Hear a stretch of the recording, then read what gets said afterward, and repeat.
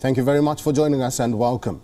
Ukraine says the Zaporizhzhia nuclear power plant has been secured after a fire broke out at the plant in the early hours of Friday. In an emergency address from Kyiv, President Zelensky appealed to European allies to stop Russia from triggering a nuclear disaster.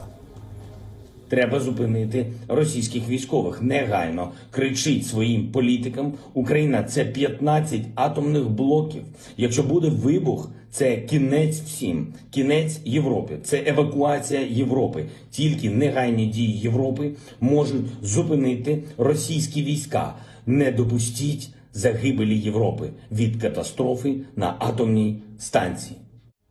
The latest on this developing story, both Ukraine and the United States have said that there is no change in radiation levels at the nuclear power plant for now. Ukrainian authorities say that fire at Zaporizhzhia, which is also Europe's largest nuclear power plant, broke out due to continuous Russian shelling. The fire, we now know, broke out at a training building outside the plant's perimeter earlier. Ukrainian authorities, including Foreign Minister Dmytro Kuleba, urged Russian troops to immediately stop shelling of the plant, to allow firefighters to douse the blaze amid warnings from the United Nations Atomic Watchdog Agency that there would be severe danger if fire reached the plant's reactors. US President Joe Biden spoke to Ukrainian President Volodymyr Zelensky as the White House monitored the situation, and a US energy official said that the reactors at Zaporizhzhia are being safely shut down and are protected by robust containment structures. Britain's Prime Minister Boris Johnson has called for an emergency meeting at the United Nations Security Council. Johnson also said that the reckless actions of President Putin could directly threaten the safety of Europe. On Thursday, Ukrainian authorities reported that Russian troops had stepped up efforts to seize the plant and had entered the town with tanks. The city of the Dnieper River accounts 25% of the country's power generation.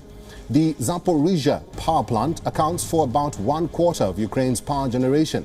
Russia has already captured the defunct Chernobyl power plant, some 100 kilometers north of Ukraine's capital, Kyiv.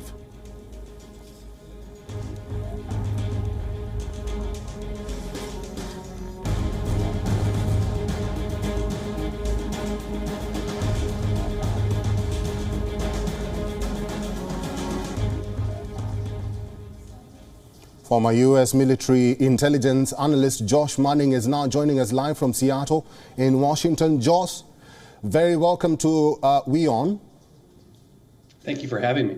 Russia's Putin says Ukraine advance is going to plan. Ukraine's President Zelensky urges Putin to sit down for talks while calling for more international support. French President Emmanuel Macron, meanwhile, has said that he fears that the worst is yet to come. Is there any resolve to this crisis, Josh? I mean, yeah, eventually there will be some. We're watching it play out in real time. The idea that the Russian army or Russian commanders or the Russian president can say that this is going according to plan is insane. It's not going according to plan. They lost a large number of their airborne troops in the opening days of this war, their war on Ukraine.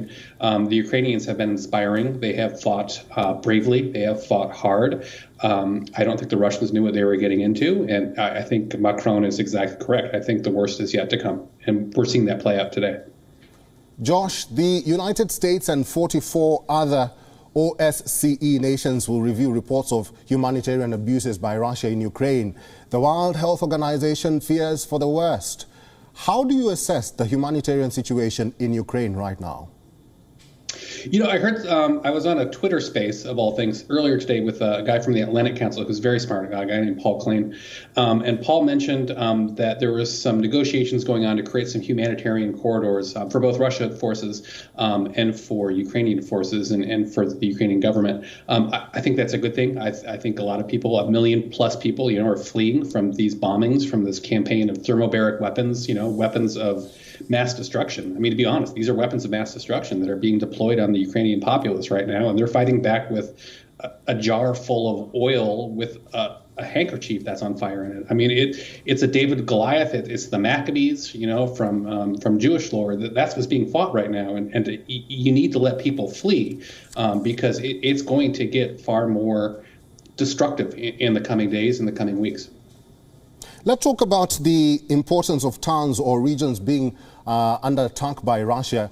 Why is Kherson very important to Russia?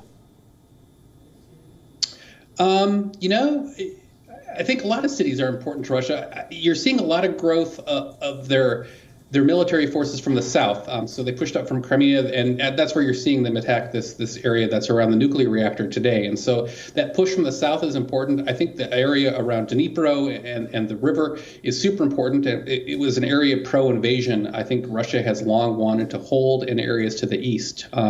Once you hold that river, you control the supply lines into Kyiv. And so to control that, it is a way to really break down the Ukrainian government and to break down the Ukrainian people by controlling those supply lines in. But at the same time, the Russians are getting choked off by Turkey cutting off the sea lanes and sort of this Western pressure. And so they're both competing against each other here. But there's still a lot of key terrain to come. I mean, the Russians have made progress, but they haven't made the progress I think they thought they would make in those opening days. Finally, Josh, it is considered a strategic and symbolic target for pro-Russian rebels. What will be the significance of attacking Mariupol, and why is this city important in this conflict?